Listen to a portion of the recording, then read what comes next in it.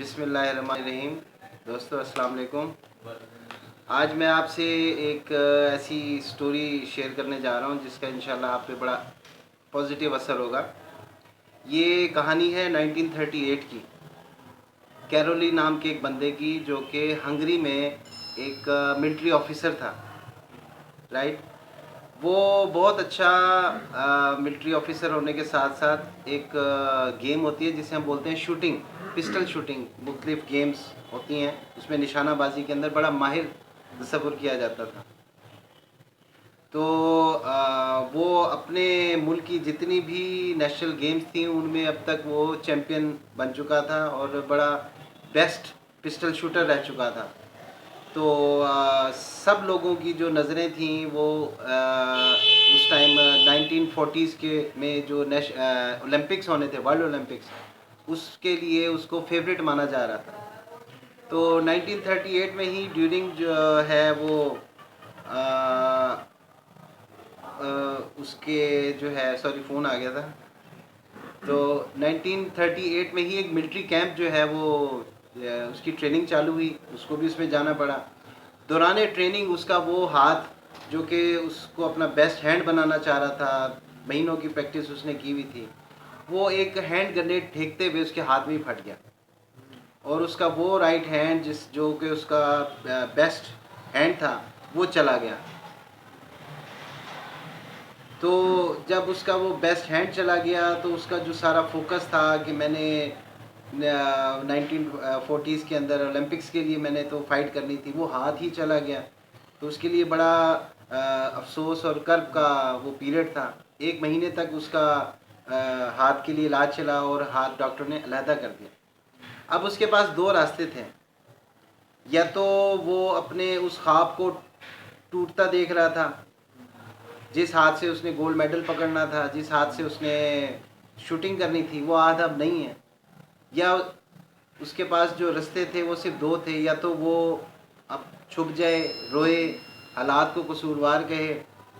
उसने बजाय इसके फोकस करने के उस पे फोकस किया जो उसके पास नहीं था, उस पे नहीं, जो उसके पास था। वो क्या? उसका लेफ़्ट हैंड, उसका एक लेफ़्ट हैंड, जिससे वो सही तरह लिख भी नहीं पाता था, सही तरह काम भी नहीं कर पाता था।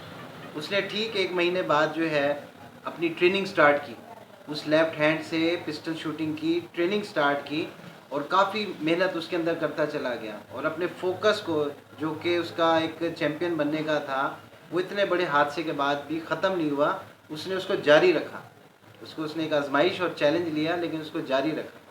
फिर क्या हुआ, 1939 में ही उसी मुल्क के अंदर नेशनल गेम्स हो रही थी, तो वो उस नेशनल गेम के अंदर गया पार्टिसिपेट करने।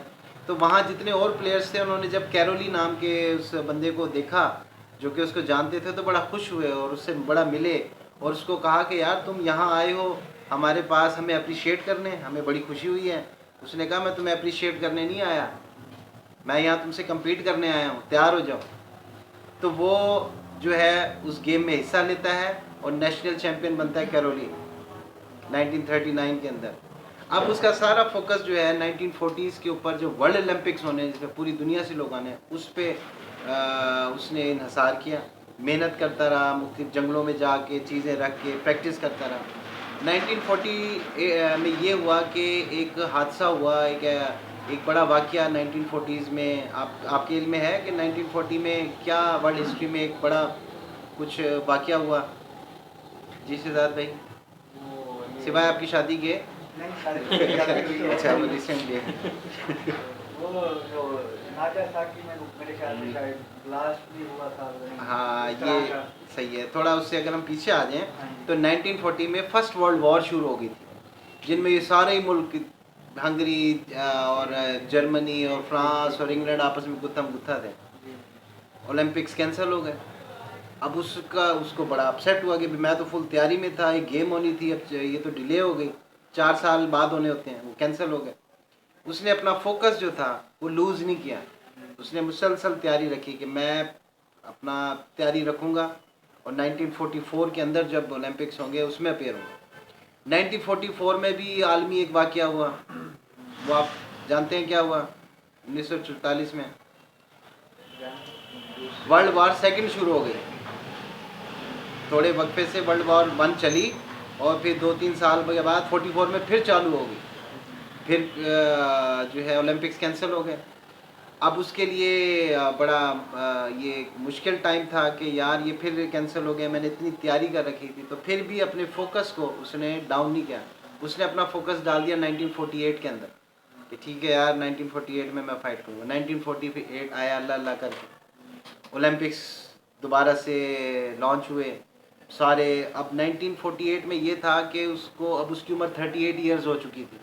पिछले वो 8-9 साल से गेम नहीं कर रहा था और उस दौरान दुनिया से बहुत सारे और प्लेयर्स निकल के, यंग प्लेयर्स निकल के आते हैं, तो तब मुकाबला करना मुश्किल हो जाता है। लेकिन वो सारी शूटिंग सी गेम में उसने लिया और आप जानते हैं कौन जीता? The man with the only hand, Caroli. सब अपने बेस्ट हैंड से फाइट कर रहे थे, शूटिंग कर रहे थे, और वो अपने ओनली हैंड से जो है वो प्ले कर रहा था। और 1948 के जो ओलंपिक्स थे उसमें उसने गोल्ड मेडल जीता। यहाँ पर भी वो आके रुका नहीं, उसने अपना सारा फोकस डाल दिया 1952 के अंदर होने वाले ओलंपिक्स के अंदर। वो दोबारा 1952 के ओलंपिक्स में आया, पार्टिसिपेट किया, जिसमें और बहुत सारे प्लेयर्स आए हुए थे। और आप जानते हैं इस बार कौन जीता?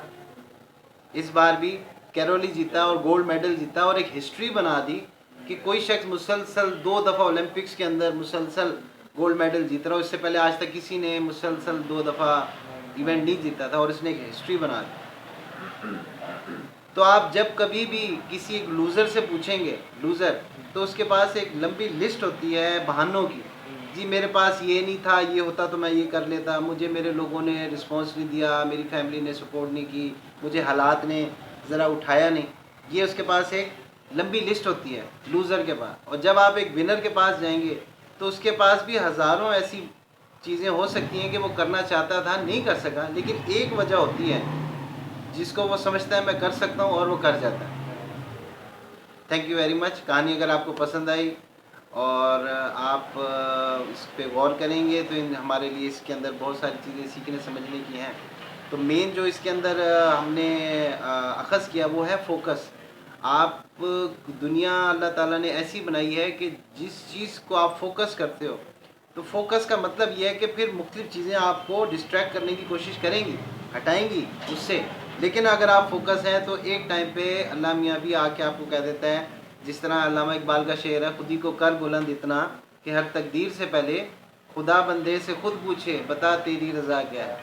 जब बंदा ही मुतमईन ना हो, इधर उधर हट जाता हो, हालात हो, वाक़यात बुरे आ गए, रास्ता ही चेंज कर दिया, तो ऐसे नहीं।